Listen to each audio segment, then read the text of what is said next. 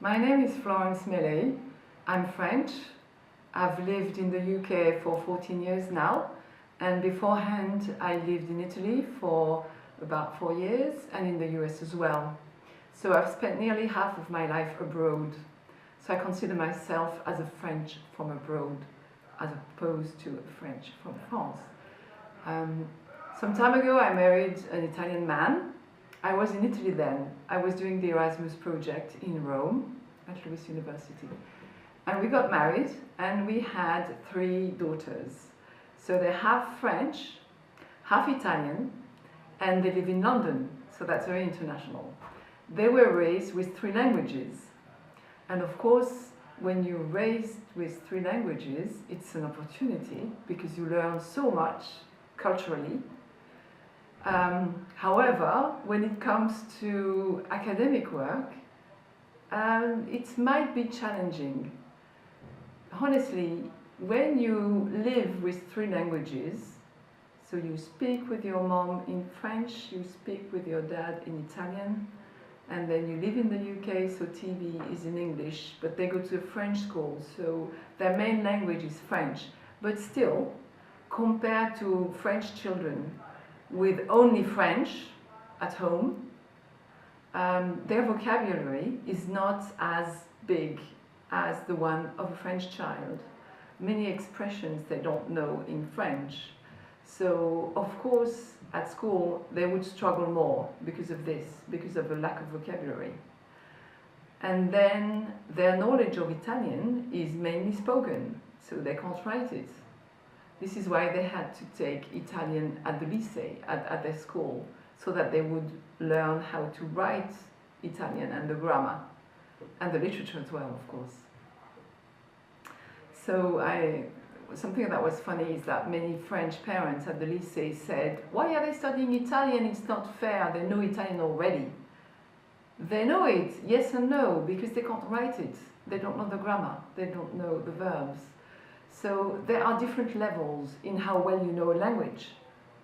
Of course, their strongest language is French, but still, compared to a French child in France, they don't have the same level at all. It's very different.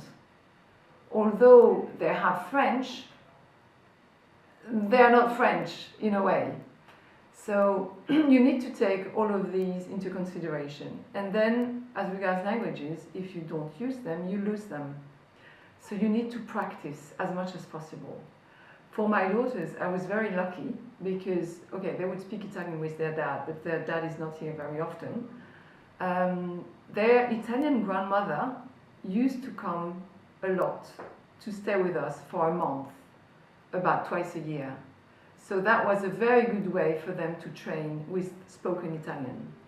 And then during the holiday, they would go for a month in Italy. And this is how we kept the Italian language strong.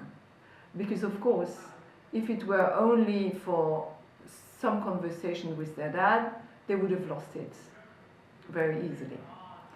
Now, the issue is with English, because when you're half French, half Italian, in a French school in London, you don't get much English input, apart from TV. But then TV is quite passive, because you only listen to TV. You don't interact. And what's difficult in the language, of course it's writing, but it's also having a conversation or interacting with people.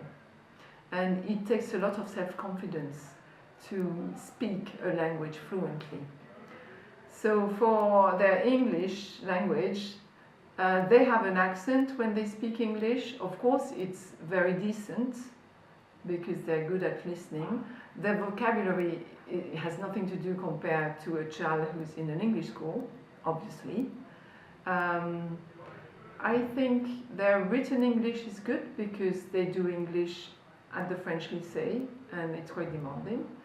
However, I don't think they'd be able to switch to an English school, and I'm not sure they would succeed in the English system, which is very different from the French system. Everything's different, math is different, the disciplines are different. Now, my elder daughter, she's turning 18 now, and she's studying in a British university at UCL. And of course, when you study, At university level, in your second or third language, it is challenging because it slows you down. And I know that myself, I've experienced it because I studied in the UK. And I know that you're much slower intellectually when you study and read and write an exam in your second language. So that's another challenge. So some people say, oh, children pick up languages very easily. Well, no, it's not true.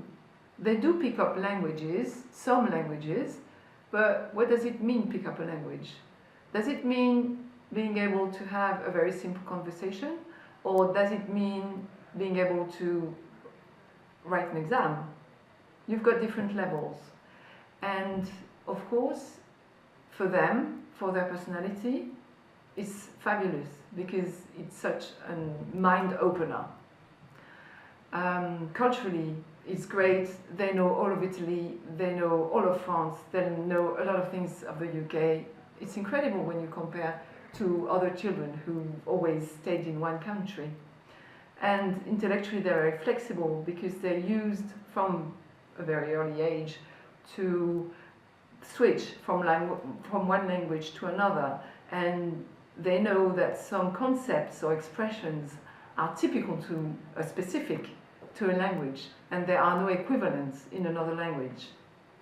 I try to have them speak French always to me, but now I can see that sometimes they have English words popping in the conversation because there's no French equivalent for that concept, and it sounds better in English.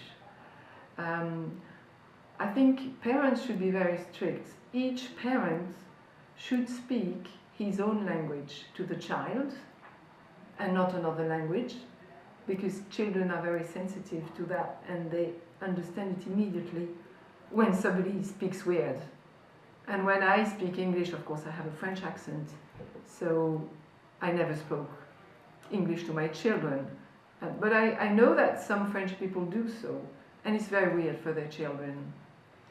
So each parent should speak his own language or her language to the child, and then of course they should not tolerate mixing languages, because you need to concentrate on one language and not have words from all languages if you want to master a language.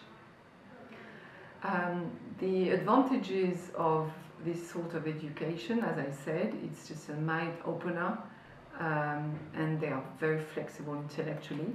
But for me, they do struggle more at school, and eventually I guess they would struggle a bit at university. Right, so it's an incredible experience. Embrace the challenge. It's rewarding, but of course it's a lot of hard work, and this should not be underestimated.